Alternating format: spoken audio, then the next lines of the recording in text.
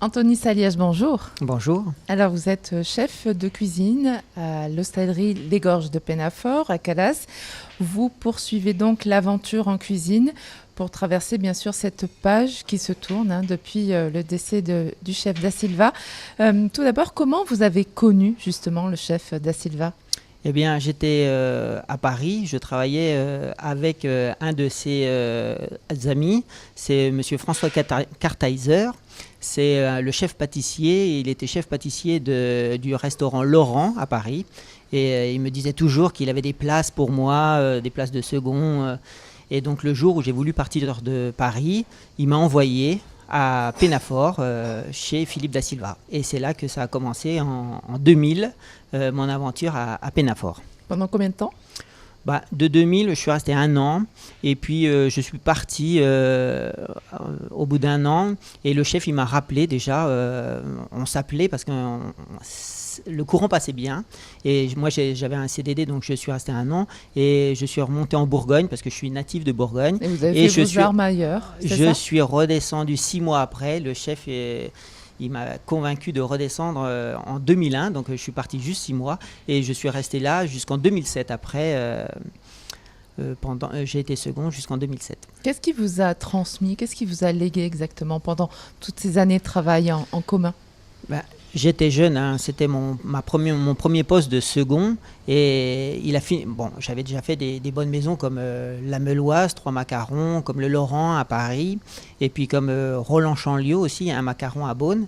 Et donc j'avais déjà de très bonnes bases et lui il m'a appris encore des nouveautés parce que bon, c'était plutôt dans le nord et dans le centre de la France et ici lui il avait plein de recettes comme le lièvre à la royale ou plein d'autres choses, le riz de veau braisé. Il y a plein de recettes que le chef Da Silva, les carrés d'agneau aussi, comment on fait avec des bêtes entières.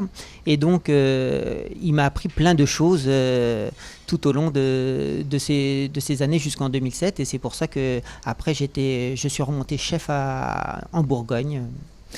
Alors après, vous avez eu justement des aventures en cuisine ailleurs, vous êtes revenu riche de plein d'expériences. Et ensuite, qu'est-ce qui s'est passé ? Le chef, il m'a rappelé en 2017 pour commencer en 2018. Il m'a proposé le poste de chef exécutif, être son chef. Donc j'étais déjà son second. Ça veut dire quoi du coup ? Être chef d'un chef, c'est-à-dire de l'aider à faire la carte. Et ça veut dire que le chef, il sera moins en cuisine. Un second, il a toujours le chef en cuisine. Et quand on est chef d'un chef, on est le chef en cuisine. Le chef nous donne un peu des objectifs, des choses qu'il faut qu'ils soient respectées. Après, c'est nous qu'on voit avec le personnel de la cuisine. Autonome. On est autonome, on travaille. Si on veut faire des nouveaux plats, des choses, on les propose au chef. Et souvent elles étaient acceptées parce que j'ai bien compris, moi je m'adapte aux chefs, je sais la cuisine des chefs et tous les plats que j'ai proposés ont été mis à la carte du chef Da Silva déjà. Parce que justement vous disiez le courant passé entre vous, vous aviez la même vision de la cuisine en fait. C'est ça. En fait, il m'a inculqué parce que j'étais jeune et lui, il était même les choses que j'avais appris chez Jacques Lameuloise, par exemple les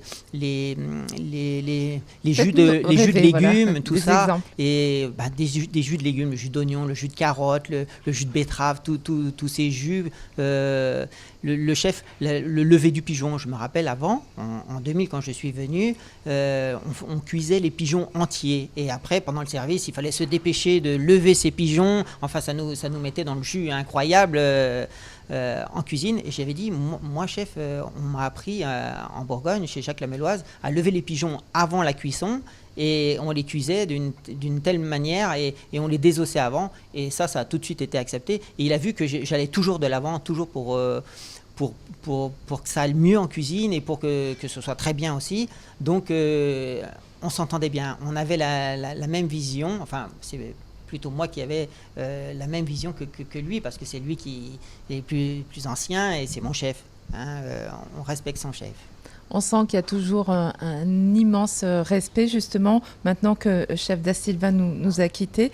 Est-ce que vous allez continuer dans la même lignée? Vous allez mettre des nouveautés déjà aujourd'hui? Comment ça va se passer? Alors, c'est dans la même lignée, et je m'en fais une ligne de conduite. Alors avant, c'est vrai que le chef Da Silva était dur, des fois on ne comprenait pas.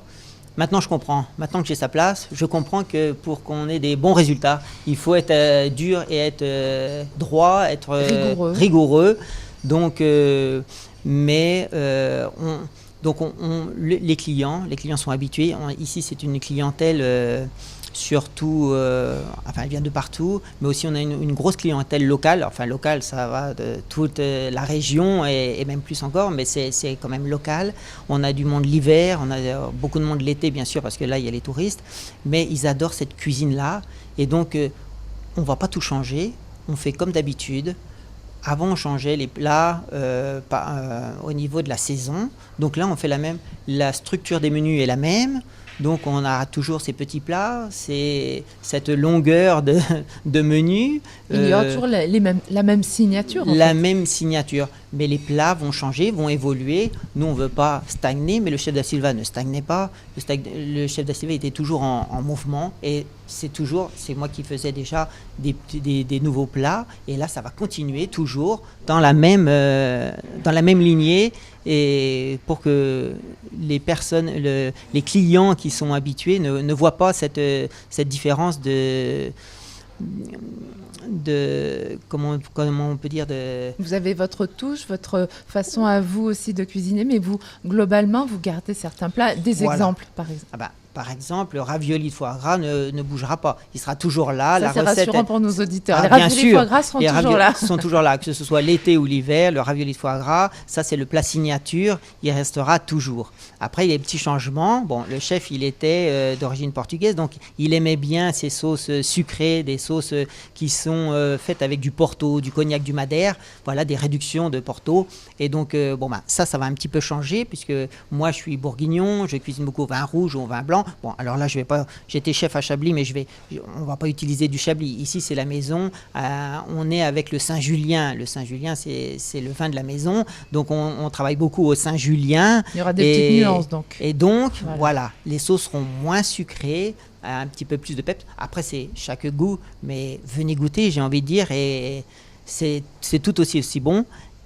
C'est quand même la même recette que le chef Da Silva. Par exemple, pour le riz de veau braisé, c'est un excellent plat. Moi, j'adore les riz de veau, et c'est ces riz de veau-là je trouve qui sont les meilleurs.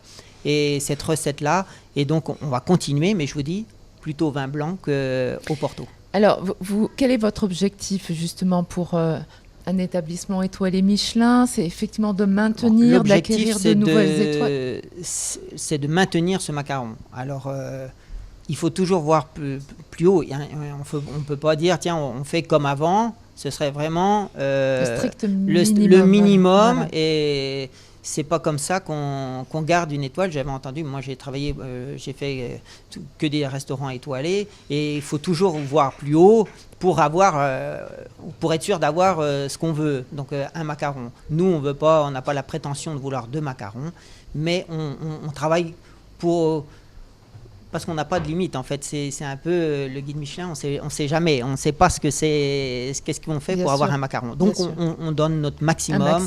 On change nos petits canapés, on met un peu plus d'attention au dessert, un peu plus d'attention aux entrées, enfin un peu d'attention de partout. On cherche des nouveaux partenaires locaux, parce qu'en ce moment c'est la grande mode, sans qu'on fasse une fixette là-dessus, parce que moi, je suis de Bourgogne, voilà, et j'aime bien introduire des produits de Bourgogne. Alors, c'est pas local, mais je sais qu'ils font de la très bonne truite là-bas, la truite blanche bio. Bon, cette année, j'ai pas pu avec le Covid et tout ça, mais dans les années qui viennent, j'ai des superbes recettes avec cette truite. Alors oui, c'est que de la truite, mais vous n'allez jamais manger de la truite comme ça. On peut même la faire. Alors là, on est dans un étoilé, donc on va faire une truite au caviar. On va agrémenter, mais c'est magnifique. Donc voilà, c'est des choses comme ça qui ne seront pas locales. La noisette casette aussi qui vient de Bourgogne, qui est un produit exceptionnel pour faire des sauces crustacées, des sauces qui iront bien avec des produits de la Méditerranée. Mais sinon, local. On a progressé aussi, puisque maintenant les agrumes, on les prend au domaine Jasson, qui est à l'Allon-de-les-Morts. On prend le fromage de chèvre à la Pastorelle, qui est juste à côté, à Château-Double. Donc, et bien sûr, les courgettes fleurs, les aubergines et tout ça qu'on prend à Cannes, chez Monsieur Orso, qui fait des très bons produits bio. Enfin, on essaie de faire au maximum du local, mais s'il y a des produits excellent et d'exception plus haut dans la France, on ira les chercher.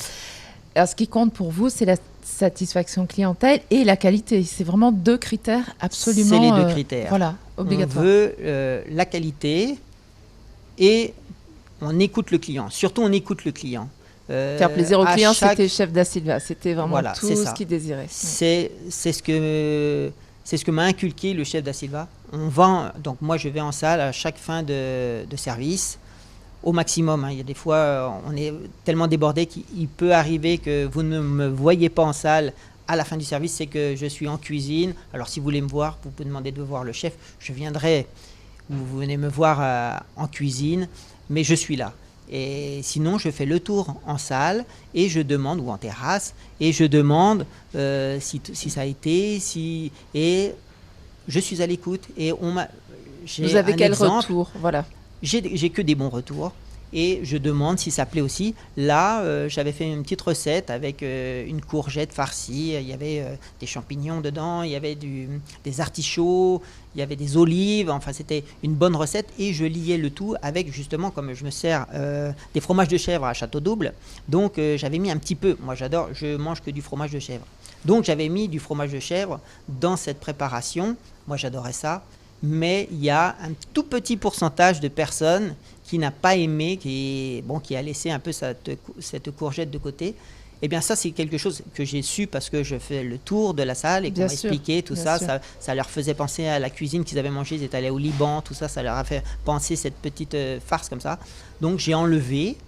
Et maintenant, tout le monde est content de cette préparation. J'adapte. Et maintenant, c'est 100% des personnes qui mangent cette petite courgette. Voilà, c'est un petit détail comme ça. Mais c'est pour ça que je vais en salle, pour savoir le retour. Et les clients ils répondent présents, même si le chef Philippe da Silva n'est plus là. On voit que la clientèle réserve toujours autant. Alors, il y en a qui sont téméraires. Alors, ils savent le changement, donc ils viennent voir tout de suite. Et donc là, ils voient qu'il n'y a pas de changement. Ça vous fait plaisir quand vous entendez ça? C'est le meilleur des compliments, puisque le chef a été adoré dans le Var et en France et en Navarre, j'ai envie de dire. Et là, que les clients me disent ça n'a pas changé, alors c'est mon but. Mon but, c'est que les clients soient aussi satisfaits avec moi qu'avec mon chef. Parce que ça restera toujours mon chef. Quand des personnes ils viennent manger et qu'ils n'ont pas eu l'occasion de connaître mon chef, alors je leur donne 2-3 mots pour dire, voyez ici, tout ce qui est fait ici, c'est grâce au chef da Silva. Voilà. Et que ce qu'on fait là, même s'ils l'ont pas mangé, si le chef n'était pas là, ils l'auraient mangé tout pareil. Voilà ce que c'est Pénafort. Pénafort n'a pas changé. Ça sera toujours la maison du bonheur. C'est toujours la maison du bonheur. Bon, c'est... Voilà, c'est dans la continuité et même si les plats changent, même si les plats évoluent, c'est toujours, voilà, comme vous dites, c'est la maison du bonheur. Vraie fidélité, voilà. Autant dans la cuisine que pour les clients. Un grand merci, Anthony Saliège. Je rappelle donc que vous êtes nouveau chef de cuisine à l'hostellerie Les Gorges de Pénafort à Calas. Merci beaucoup. Merci, madame.